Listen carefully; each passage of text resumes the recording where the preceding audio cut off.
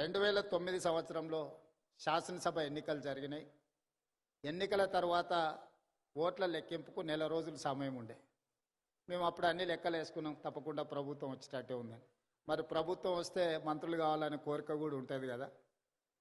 ఈరోజు ఆంధ్రప్రదేశ్లో వాళ్ళు చాలామంది మంత్రులు ఉన్నారు. ఒక నలుగురు మిత్రులను కలిసి రామోజీరావు గారి సమయం తీసుకున్నాం. సార్ మిమ్మల్ని కలవాలనుకుంటున్నాం మేము అని. రాండి అన్నాడు. నలుగురం కలిసి రామోజీరావు గారి దగ్గరకు వచ్చినాం. మా నడక, మా చూపులను బట్టి ఆయనకు అర్థమైంది వీళ్ళేదో మంత్రి పదవులకు పైరవి కోసమే వచ్చినట్టున్నారని.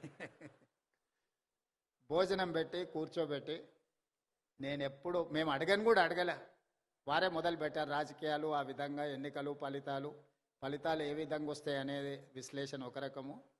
నేను ఇప్పటివరకు ఎవ్వరికి ఎప్పుడు చంద్రబాబు నాయుడు గారికి నేను ఎవ్వరికి మంత్రి పదవి ఇవ్వాలని చెప్పలేదు.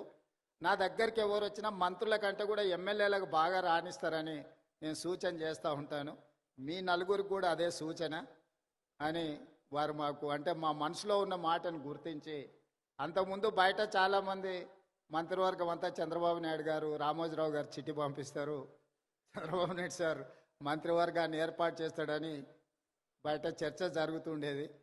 సరే రామోజీరావు గారు మా నలుగురిలో ఎవరికో ఒక్కరికైనా తప్పకుండా చెప్తాడు అనుకొని మేము వచ్చినాము.